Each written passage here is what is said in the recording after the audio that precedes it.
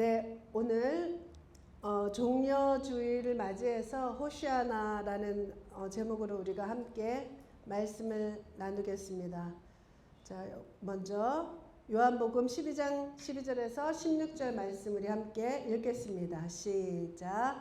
그 이튿날에 명절에 온 큰 무리가 예수께서 예루살렘으로부터 오신다는 것을 듣고 종려나무 가지를 가지고 맞으러 나가 외치되 호산나 찬송하리로다. 주의 이름으로 오시는 이 곧 이스라엘의 왕이시여 하더라. 예수는 한 어린 나귀를 보고 타시니 이는 기록된 바 시온에 따라 두려워하지 말라.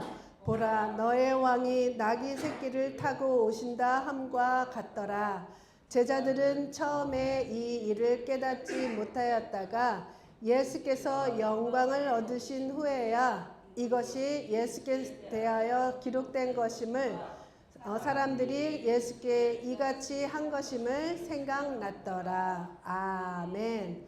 네, 이 장면은 예수님께서 이제 고난의 한 주간을 보내기 위해서 예루살렘에 입성하는 그 장면입니다. 예루살렘으로 들어오시는 거죠. 그랬을 때 사람들이 이렇게 온 무리들이 지금까지 3년 동안 예수님이 하신 그 행적들을 보고 많은 사람들이 그 안에서 치료도 받고 무엇인가 배고플 때 또 오병이어의 이적도 맛보았을 것이고 수많은 일들을 경험하면서 이분이야말로 정말 우리 다윗의 왕의 그 영광을 다시 되찾아 줄 다윗의 자손인가 보다 라고 생각하면서 정말 흥분된 마음으로 이들이 나왔어요. 나오고 종려나무를 가지고, 종려나무가 우리나라 여기에서는 팜트리 같은 그런 종류죠. 종려나무를 흔들면서 승리를 상징하고 기쁨을 상징하는 종려나무 가지를 흔들고, 그리고 무엇인가 하나님 지금 급하게 이루어진 무엇인가 그런 일이기는 하지만 뭔가 왕의 대관식을 연상케 하는 그러한 일들을 볼 수가 있어요. 자신들의 그 옷, 레드 카펫은 못 깔아드리고 황금길로 깔아드리지는 못했지만 자신의 그 겉옷을 깔아드리면서 왕이 입성하시는 그 모습을 정말 환희에 차서, 그리고 기쁨에 차서 그들이 정말 흥분된 마음으로 예수님을 맞이하는 그런 모습이에요. 그런데 이것이 과거 선지자에 의해서 이미 예언되었던 말이다라는 거죠. 근데 이들이 외친 호시아나, 그러니까 호산나라고 되어 있는 그 말이 호시아나라는 단어가 있는데, 이것은 아샤라는 말과 나라는 단어가 합해서 호시아나가 됐어요. 그런데 그것은 아샤라는 말은 구원하다, 나는 제발, 뭔가 이렇게 호소적인 그런 말이죠. 제발 우리를 구원하소서 이 말이에요. 호산나 호산나, 그것이 우리를 구원하소서 라는 그런 뜻인 거죠. 그 뜻을 가진 그것으로 찬양을 올려드리고 찬송을 올려드리고 그랬던 거예요. 아마도 이들은 훗날에 다시 한번 그 대관식과 같은 일들이 있다면 그때는 황금길을 깔아드리고 무엇인가 옷도 막 금으로 이렇게 있는 그런 옷, 그리고 관현악단도 다 내리고 와서 정말로 화려하게 해주리라, 이런 마음을 가졌었겠죠. 그런 마음을 가지면서 비록 황금마차는 아니어도 새끼 나귀를 타고 오시는 예수님을 왕으로 맞이했었던 것을 볼 수가 있어요. 그런데 중요한 것은 무엇이냐, 이들의 그 흥분되고 그리고 예수님을 왕으로 추대하면서 예수님 다시 오신 그 예수님, 하나님께서 약속하신 다윗의 자손의 그 등불이 꺼지지 아니하고 영원하리라고 하더니 진짜 오셨구나. 이제부터는 영원한 우리 민족의 그 로마의 압제로부터 이제는 구원을 받고, 그리고 우리 예수님께서, 이렇게 능력 많으신 예수님께서 이스라엘을 다스리겠구나. 정말 예수님이 왕으로 다스린다면 뭐 기근이 무슨 소용이 있겠어요. 그냥 말만 하면 다 가뭄도 비가 오게 하실 수 있고, 먹을 것이 없으면 먹을 것도 만들어 주시고, 진짜 최고 짱 지도자죠. 뭐든지 말로 다 가능할 수 있는. 그러니 이들은 정말 흥분할 수밖에 없죠. 이스라엘은 어떤 나라에도 지지 않고 압제당하지 않을 것이다 라는 생각을 했을 것이라는 거죠. 그런데 정말 이들은 하나님이 생각하는 구원, 아샤가 다른 거예요. 호산나 호산나 했지만 하나님께서 알고 있는 그 호산나, 하나님께서 이루시려고 하는 호산나는 전혀 다르다라는 것을 몰랐던 거죠, 이들은. 그래서 서로 마음이 달랐을 때는 정말 결과가 너무나 달라요. 너무나 다를 수밖에 없는데 우리 사람 사이에서도 그렇죠. 서로 마음에 나는 이 마음을 가지고 있었고 이 사람은 B라는 마음을 가지고 이 사람은 A라는 마음을 전혀 다른 마음을 가지고 계속 같은 마음이라 생각하고 갔는데 나중에 보니까 전혀 다른 생각과 마음을 가지고 있을 때 결과는 각각이 다 다른 그냥 아예 깨져버리는 그런 관계가 돼버리고 그럴 때가 있듯이 예수님에 대한 이들이 말하는 호산나는 전혀 다른 것이었다는 거예요. 전혀 다른 초점을 다른 곳에 맞췄었던 이 이스라엘 민족이 로마의 압제로부터 식민지로부터 벗어나서 독립된 국가로서 이제는 정말 왕권을 가지고 이스라엘의 과거 다윗이 그곳을 제패했던 패권을 가졌던 그 시절을 다시 구가할 수 있구나 라는 것을 꿈꾸며 호산나를 외쳤던 것을 볼 수가 있어요. 그렇기 때문에 그렇게 달리 생각하고 있었던 그 한 사람이 바로 물론 이렇게 생각한 건 아니지만 유다가 정말 달리 생각했어요. 하나님의 생각과 자신의 생각이 너무 달랐죠. 하나님을 3년 동안 예수님을 3년 동안 쫓아다니면서 유다는 늘 언제나 마음에 무엇을 주실까? 우리 어제 묵상의 말씀이었어요. 무엇을 줄까? 나에게. 이것이 초점이 맞춰져 있었기 때문에 이제 무엇을 줄까 하는 그것이 기대치가 사라져 버렸을 때 자기가 예수님을 팔아버릴 수 있는 지경까지 갈 수 있다는 것이죠. 근데 정말 이렇게 생각이 다르면 그럴 수밖에 없어요. 예를 들어서 그 옥합을 깨뜨려서 예수님 머리에 붓고 그 헌신했던 그 여인은 정말 사랑하는 마음으로 자신의 뭔가 가장 아끼는 것을 드려도 그것이 값어치가 세상에서 값어치가 얼마가 나가든 전혀 상관이 없어요. 하나님께 예수님께 드리는 것이 아깝지 않았던 거죠. 그런데 유다는 유독히 그 아깝게 그것을 팔아서 가난한 사람을 도와주지 왜 그것을 허비하느냐 하면서 예수님께 드린 그 헌신을 허비한다라고 꾸짖었던 것이 유다였어요. 그러니까 마음이 전혀 다른 것을 가지고 있었던 것을 볼 수가 있죠. 진정한 감사를 가지고 있는 사람, 진정한 사랑을 가지고 있는 사람은 아무것도 아깝지가 않아요. 자신이 솔직히 예수님 앞에서 이 세상에 그 어떤 것을 다 갖다 준들 무엇이 아깝겠어요. 다 주인이신데 우리들의 생각이 그런 거죠. 그래서 이와 같이 사람들의 마음이 모두 각기 다른 마음을 가지고 있었던 것을 볼 수가 있었던 거죠. 군중들도 마찬가지예요. 요한복음 6장 27절에 보면은 예수님을 막 쫓아다니고 찾고 돌아다니는 그 군중들이 있었어요. 바로 이전에 오병이어의 이적을 경험했었던 그런 사람들인데 예수님께서 그것을 너무 적나라하게 말씀하세요. 예수께서 예수님 막 찾아요. 그러니까 대답하여 이르시되 내가 진실로 진실로 너에게 이르노니 너희가 나를 찾는 것은 표적을 본 까닭이 아니요 떡을 먹고 배부른 까닭이라. 원인은 배가 불렀기 때문인 거죠. 예수님은 표적을 이루실 때 예수님이 누군가를 알게 하시는 것이 목적이었던 건데 이 사람들은 배부른 것에 만족한 것이지 예수님이 누구이신가를 안 것에 그것에 초점이 맞춰져 있지 않았다는 것을 볼 수가 있어요. 그래서 물론 병이 난 사람이나 배고픈 사람, 이런 굶주린 사람들 그리고 어떠한 우리들의 필요가 있을 때 그것은 하나님을 만나는 예수님을 만나는 접촉점이 될 수는 있지만 이것은 분명히 어떠한 접촉점에 있는 것이지 그것 자체가 목적이 있다는 것은 아닌 거죠. 그래서 예수님께서 나를 치료해 주셨다. 그럼 그것을 통해서 예수님이 누군가를 아는 것이 목적인 거죠. 우리는 거기까지 가야 되는 것이에요. 치료받고 건강한 몸으로 얼마나 다 잘못된 삶을 살아가는 사람이 많아요. 근데 치료를 받았으면 예수님이 누군지를 알고 그분을 쫓아 살아가는 그런 삶으로까지 가야 예수님의 그 이적과 표적들이 진정한 의미를 갖는 것을 볼 수가 있는 것이죠.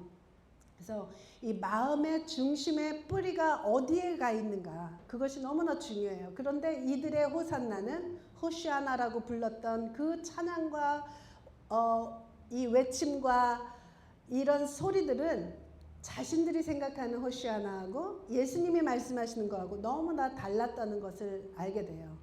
요한복음을 기록했던 요한이 자신의 요한복음에 기록한 모든 이적들, 표적들을 기록한 이유를 말을 해줘요.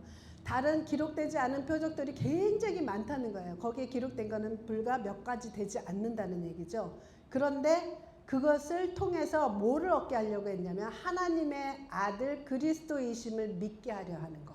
그러니까 예수님을 믿게 하려고 그 표적을 써준 것이지 그것으로 감탄만 하고 내가 그것을 추구하기만 하라는 것이 아닌 거죠. 그것을 통해서 예수님은 누군가 메시아이고 우리 하나님의 아들이심을 믿는 것인 거죠. 그리고 그것을 믿고 그 이름을 힘입어서 생명을 얻게 하려고 한다는 것. 궁극적인 목적은 생명을 얻게 하려고 하는 것이죠. 그래서 이와 같이 요한복음을 쓴 요한도 기록한 목적이 바로 예수님을 믿고 생명을 얻는 것이라고 얘기했는데 예수님이 하신 모든 일들도 그것과 똑같다는 것이에요. 그래서 예수님이 말씀하시는 그 진정한 호시아나는 바로 영혼 구원에 있어요. 하나님을 믿고 예수님의 그 피에 의지해서 죄를 용서받고 그리고 하나님의 자녀가 되는 것이 목적인 거죠. 그래서 신앙생활의 목적도 마찬가지예요. 우리가 예수님을 믿고 우리는 모두가 그 의미로 받아들였어도 우리 생활하면서 신앙생활하는 그 목적도 어디에 두느냐에 따라서 우리의 결과, 우리의 삶의 열매는 달리 나타날 수 있다는 거죠.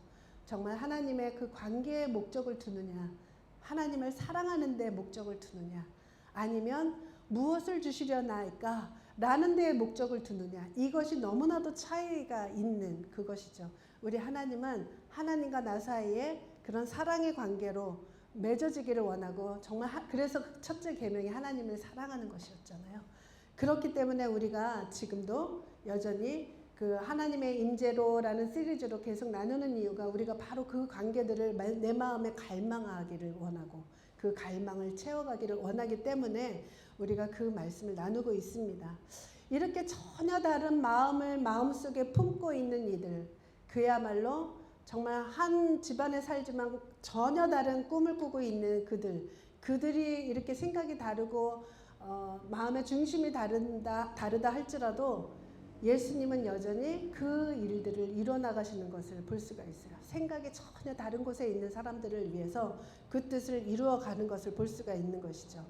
그래서 예수님이 이루시고자 하시는 호시아나, 그 구원하는 것은 그들은 그 나라가 이스라엘 민족이 로마의 압제로부터 벗어나서 이제 독립국가로서 가장 강대국이 되는 것이 꿈이었어요.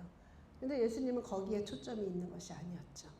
예수님은 사망 권세 잡은 마귀의 올무로부터 우리를 건지는 것이었어요. 로마의 압제로부터 그 나라를 구하는 것이 목적이 아니라 우리가 사망 권세 잡은 마귀에게 잡혀있던 것을 우리를 구출하기를 원하셨다는 거죠. 이것은 인정하든 인정하지 않던 이것은 예수님의 말씀이고 진리의 말씀이고 우리가 그것을 믿어야만이 돼요. 내 마음속에 아직도 여전히 그런 것들에 대해서 너무 희미하고 라고 되어 있다면 정말 내 안에서는 믿음이 없다는 증거입니다. 그래서 내가 정말 올바른 믿음을 가지고 있나 그렇지 않나는 예수님의 그 구원, 무엇으로부터의 구원인가가 정말 중요한 그 테스트가 되는 거죠. 그래서 이 로마의 압제보다 더 심각한 것이 사단의 압제였어요. 그래서 계속해서 우리 그런 압제 속에서 보이지 않는 사단의 졸개들 그 악한 영들에 의해서 이리저리 우리는 휘둘림을 받으며 살아왔던 존재들이었어요. 지금은 아니죠. 분명 아니죠. 아멘. 우리는 아닙니다. 이제 더 이상 죄의 종이 되지 않습니다. 우리는 더 이상 우리는 그런 악한 영들에 의해서 분노를 주면 분노하고 또 우울을 주면 우울해하고 걱정을 주면 걱정하고 말도 너무 잘 듣죠. 우리는 이제 더 이상 그렇지 않아요. 우리는 그것으로부터 벗어났어요. 왜냐하면 예수님이 그것을 이루셨기 때문에 우리는 그것을 믿을 때 그것을 이겨낼 수가 있는 거죠. 그리고 죄짓고 회개하고 반복되어지는 나의 그 연약함들, 이것을 위해서 우리 하나님은 십자가를 지셨어요. 예수님은 우리들의 삶을 낭비시키고 싶지 않기 때문에. 그래서 우리는 좌절과 절망과 우울과 이런 것들로부터 벗어나는 길은 나의 소망을 예수님께 둘 때입니다. 예수님께 둘 때 우리에게 마음속에 있는 그런 감정들까지도 우리는 지배하고 다스릴 수가 있어요. 그리고 털어버릴 것은 털어버릴 수 있는 능력도 그래요. 우리가 주로 이런저런 이야기들을 많이 나누다가 마지막엔 꼭 그런 얘기를 해요. 말은 참 쉬운데 실제는 너무 어려워요. 늘 그 말이 따라와요. 왜냐하면 우리가 늘 넘어져 왔고 늘 우리가 속았고 늘 우리가 그것에서 아직도 매여 있기 때문에. 그런데 그냥 걱정을 내려놓으면 망할 것 같거든요. 우리 집 금방 망할 것 같아. 걱정 내려놓으면. 이러다가 우리 망하지. 걱정이라도 해야지 뭔가 살아날 것 같아서 걱정해요. 그리고 기뻐하다가 이러다가 진짜 거덜나지. 아니야. 좀 우울해야 돼. 뭐 이렇게. 우린 내가 뭔가를 그렇게 해야만이 해결이 된다고 하는데 반대예요. 오히려. 하나님의 것으로 내가 채우고 하나님의 그 모든 성령의 충만함으로 내가 채우면 얘네들이 떠나가요. 얘는 진짜 못 말린다. 오지를 않죠. 우울이 오려고 하다가도 떠나가 버리고 또 좌절이 오려고 하다가도 떠나가고 절망이 오려고 하다가도 떠나가고 그럴 때 내 안에서 그 안에서 충만하게 역사하시는 하나님의 그 소망으로 우리는 세상을 이길 수 있는 것이죠. 그래서 우리 이렇게 정말 매일같이 반복되어지는 그것이 바로 악한 영들 그리고 나는 거기에 동조하는 것에 너무 익숙해져 있는 거죠. 하나님의 말씀에 동조하는 것보다 그쪽으로 동조하는 것이 훨씬 더 익숙해져 있기 때문에 습관처럼 되어 있는 것이 너무나 많아요. 우리 하나님은 더 이상 우리로 그런 시간 낭비하고 싶어 하지를 않아요. 우리에게 허락된 이 땅의 시간을 그것으로 인해서 시간 낭비하지 않기를 삶에서 낭비하지 않는 삶을 살기를 원하신다는 거죠. 그래서 이와 같이 예수님은 이스라엘 나라로부터 이스라엘이 이 나라가 로마의 압제로부터 벗어나는 그 구원을 말하는 것이 아니라 너희들의 영혼이 구원받아야 된다는 거죠. 우리들의 영혼이 구원받아야 되는 거예요. 우리들의 압제로부터 벗어나야 우리가 압제로부터 벗어나야 된다는 거예요. 지금도 압제로부터 묶여 있는 사람이 있어요. 어떤 걱정과 근심과 염려와 모든 것들로 그 벗어나야 돼요. 벗어나야 되는 거죠. 이스라엘 정부가 문제가 아니라 우리들의 영혼이 문제라는 거예요. 우리 하나님은 그랬어요. 그래서 우리들의 영혼을 위해서 예수님은 진짜 대신 매 맞고 그냥 일반적인 매가 아니잖아요. 우리가 알듯이 끝에 쇠창살과 같은 것들이 갈고리가 달려있는 것으로 찢김을 당하고 침뱉음 당하고 멸시받고 맞아도 굉장히 모멸적인 그런 맞는 장면들 많이 나오잖아요. 뺨을 맞고 얼굴에 침뱉음 당하고 이런 모든 것들 그리고 십자가에서 급기야 달려서 피 흘려 죽으신 예수님이 그렇게 하신 이유가 바로 우리의 영혼을 구원하게 하려고 구원시키려고 그런 거예요. 우리 영혼이 구원받아서 천국 가는 것뿐만이 아닌 거죠. 매 순간 우리는 새롭게 거듭나서 새로운 소망으로 살아가야 되는 그러한 것이에요. 우리의 연약한 모두를 구원하기 위해서 그렇게 했어요. 죽음 앞에 얼마나 두려워 떨어요. 예수님 우리가 가는 곳을 모를 때는 죽음이 가장 두려운 때라고 하더라고요. 그런데 보통 크리스찬들은 죽는 것은 별로 두렵지 않아요 라고 많이 얘기해요. 그죠? 그런데 정말 정작 그 앞에 딱 갔을 때 그때 가서 얘기를 할 수 있어야 돼요. 우리 아직 몰라요. 죽음 앞에 두려워하는 존재가 될 수도 있어요. 믿음이 없다면. 그렇게 몸이 죽는 것으로 끝나는 것이 아니라 영원한 그 세상에 있다는 그 믿음을 갖지 않는다면 우리는 죽음이 끊임없이 두려움으로 다가올 수밖에 없죠. 그리고 죄의 유혹 앞에 얼마나 연약한가.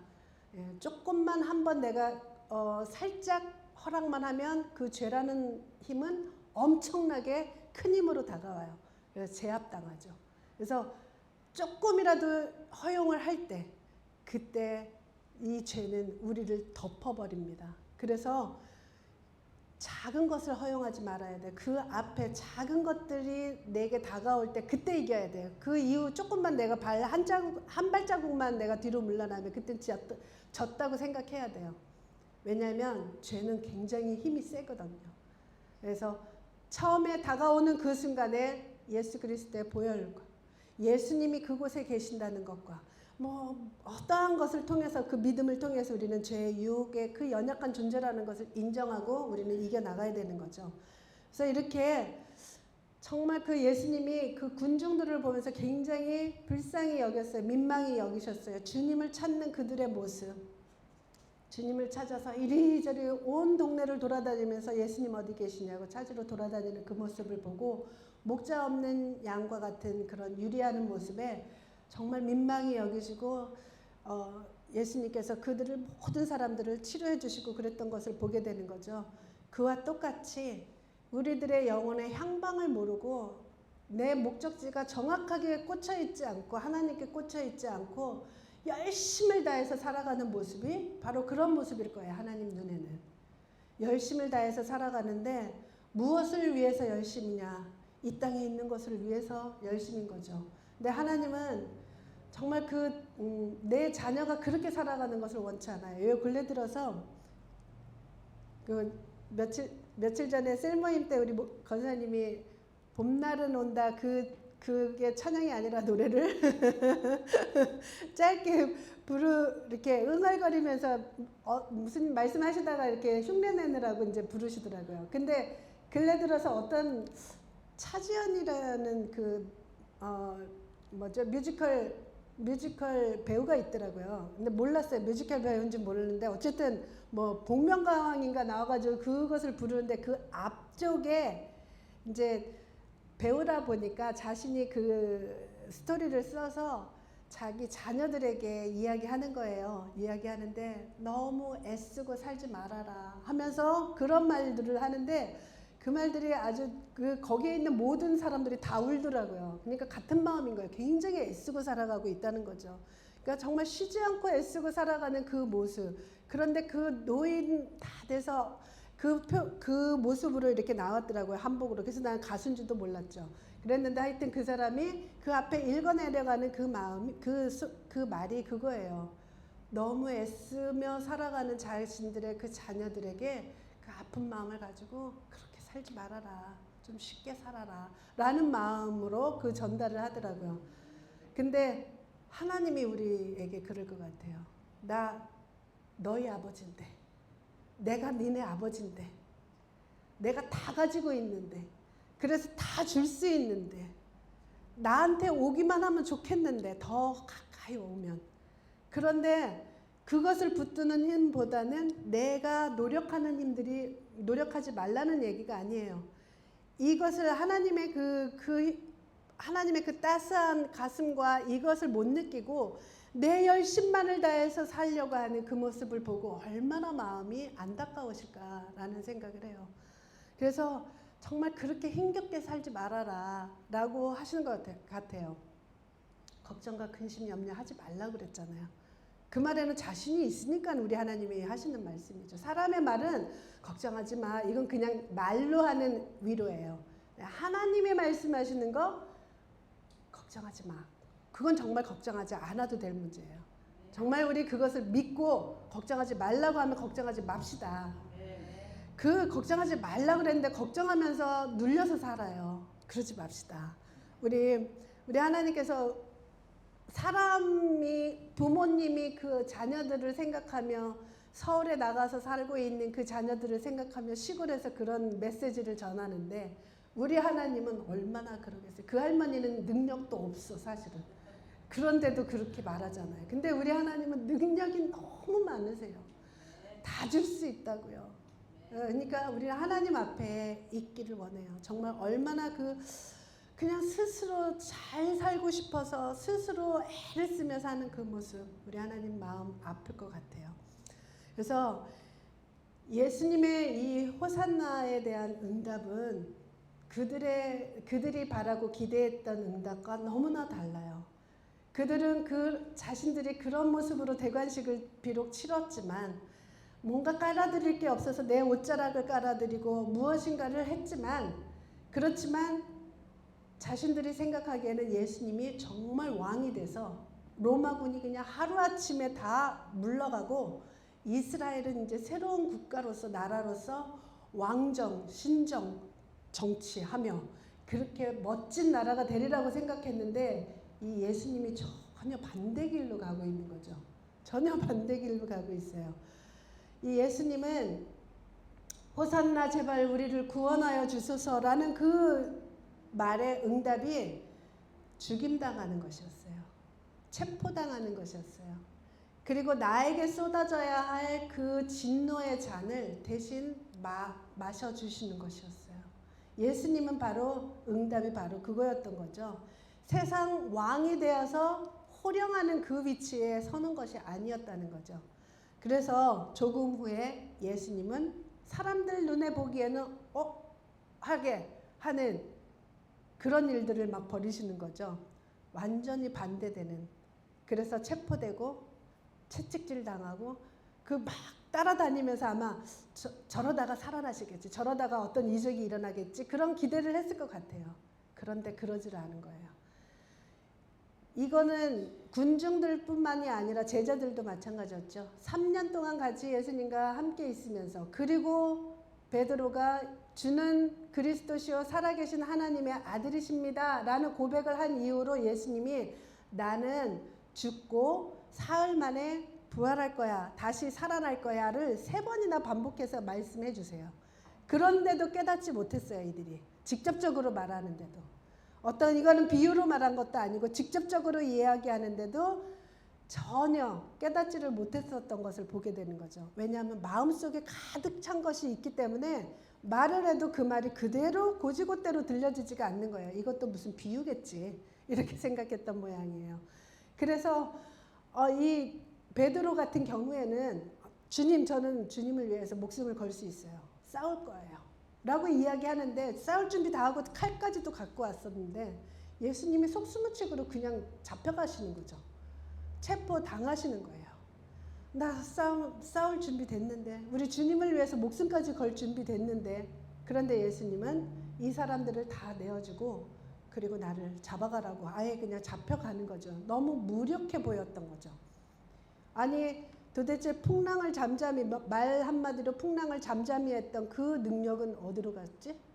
예수님 그 능력 어디로 갔지? 오병이어로 5,000명을 먹였던 그 능력은 어디로 갔지? 즉시로 눈을 고치시고 귀머거리를 듣게 하시고 안진뱅이를 일으키시고 했었던 그런 모든 능력들은 다 어디로 갔지? 그 능력만 있다고 한다면 거기에 온 군사들을 그냥 한 방에 다 쓰러뜨릴 수 있을 텐데 왜 저렇게 그냥 끌려가는 거지? 이렇게 생각을 했을 거예요. 사람들은 이해할 수 없었죠. 사람들은 정말 이해할 수가 없었어요. 정말 기대했던 것은 아무리 군대를 다 데리고 와도 그 자리에서 명령하면 거기에 얼음땡 그것처럼 얼음이 되게끔 만들 수 있으리라고 생각했을 것 같아요. 그런데 그렇게 되지 못했죠. 오히려 거기에 실제로 사실은 잡으러 왔던 군사들이 얼마나 긴장을 하고 왔는지 예수님의 그 능력을 아니까, 나 잡으러 갔다가 내가 그 앞에서 얼음으로 굳어버리는 거 아니야? 소금 기둥처럼? 이렇게 생각했나 봐요.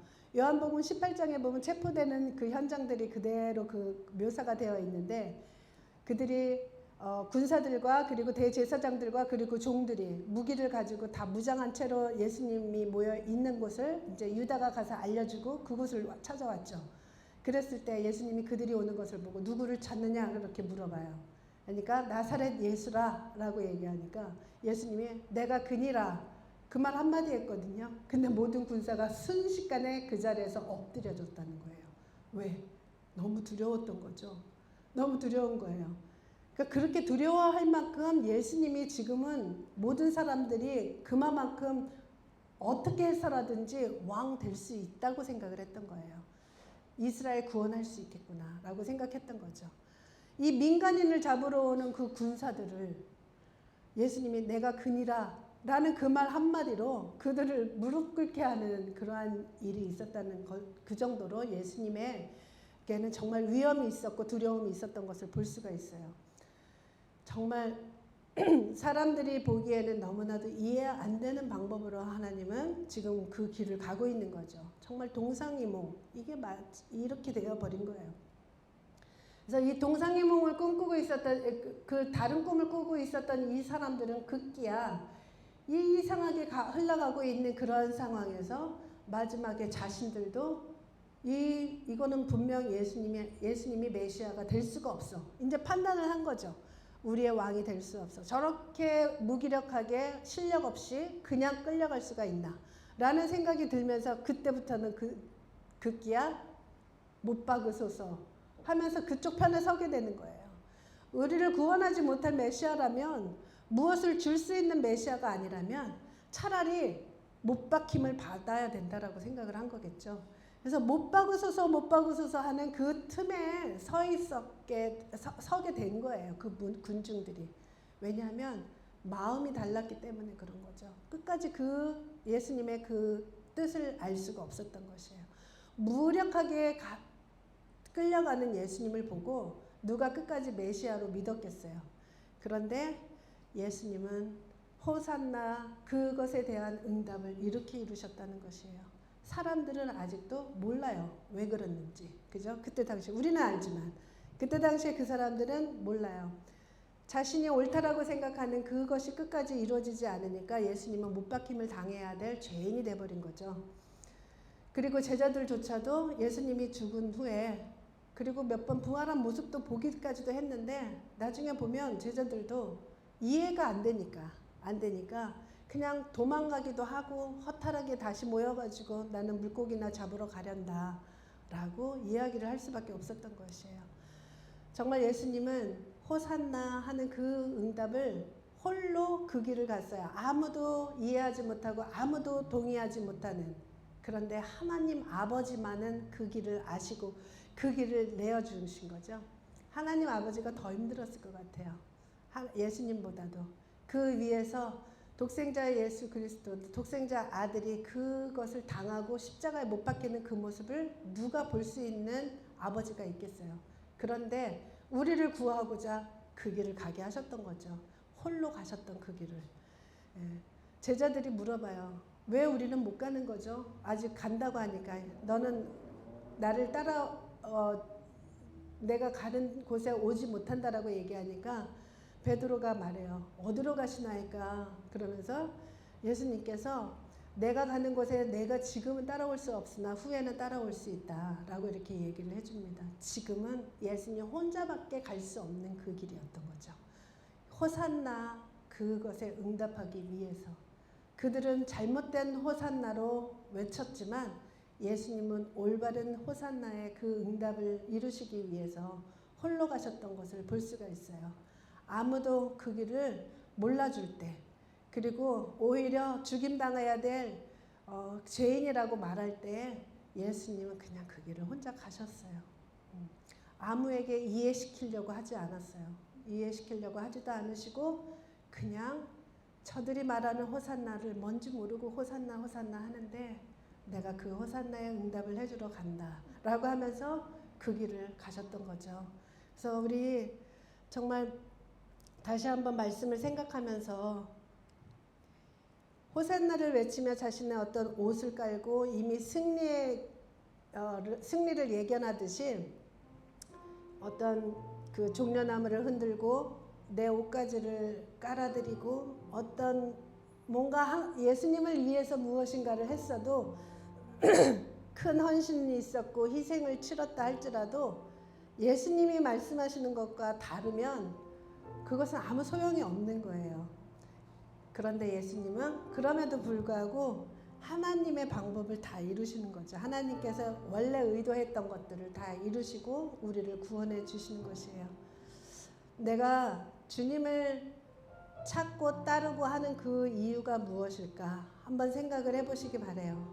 다시 한번 우리 주님께 믿음의 고백을 하는 거죠. 우리는 내가 주를 따르는 이유가 무엇일까?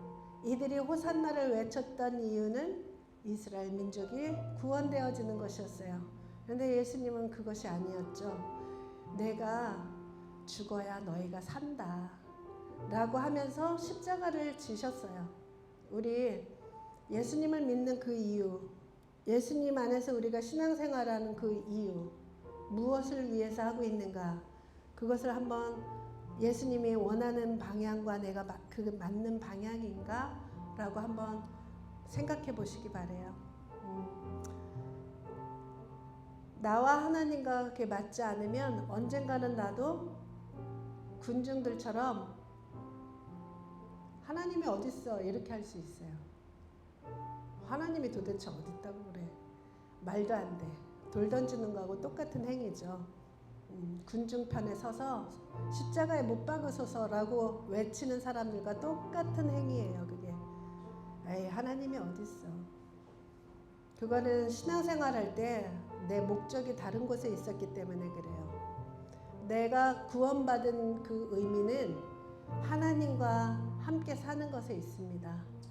하나님과 함께 하는 것이 구원의 의미입니다. 죽어서 천국 가서만이 아니라 이 땅을 살아갈 때도 마찬가지예요. 그것을 위해서 우리 주님은 피를 흘려주신 것이죠. 우리 주님의 호산나는 바로 죽음과 똑같은 것이었어요. 왜냐하면 그것을 통해서만 얻을 수 있기 때문에. 그래서 참 아이러니하게도 그 군중들의 환한 목소리 호산나가 오히려 예수님께서 정말 그 일을 이루시게 하는, 정말 못 박힘 받았잖아요. 그렇기 때문에 호산나 그 진정한 응답을 줄 수가 있었어요. 사람은 다른 의미로 호산나지만 예수님은 죽임을 통해서 정말 구원을 이루셨습니다. 우리의 죄악과 우리들의 허물과 우리의 연약함을 대신해서 그 진노의 잔을 마시고 피를 흘리시고 매맞고 침뱉음 당하고 온몸이 찢김을 당하는 그러한 것들을 받으신 거죠. 이렇게 죄인들의 분노에 찬 분노, 그 분노와 외침이 죄인들의 구원의 길을 열게 하신 이 아이러니가 정말 하나님의 사랑입니다. 우리 함께 기도하겠습니다. 내가 죄인 되었을 때 주님을 거스르는 생각과 태도와 삶을 살고 있었을 때 그 길을 홀로 걸어가 주신 우리 주님, 구원의 길을 여시기 위해서 홀로 걸어가셔서 진노의 잔을 마셔버린 우리 주님, 주님의 뜻은 그 잔이 지나가기를 원했지만 하나님의 원대로 하기를 원한다고 자신의 그 원을 하나님의 원함으로 바꾸어 그 잔을 마셔버렸습니다. 십자가 지기로 마음을 먹고 예루살렘으로 들어가신 거죠. 믿는다 해도 내가 이해하지 못하고 아직도 주님이 원하는 것에는 관심이 없이 내가 원하는 것들만 나열했을 때에도 우리 주님은 십자가에서 흘려주신 그 피의 공로로 나를 닦아내시고 내 죄악을 씻어내 주시며 주님께 더 가까이 다가올 수 있게 해주셨습니다. 그 은혜를 감사하시기 바랍니다. 우리 마음껏 우리 주님, 그 길을 홀로 걸어가 주신 우리 주님을 다시 한번 생각하며 우리 기도하겠습니다.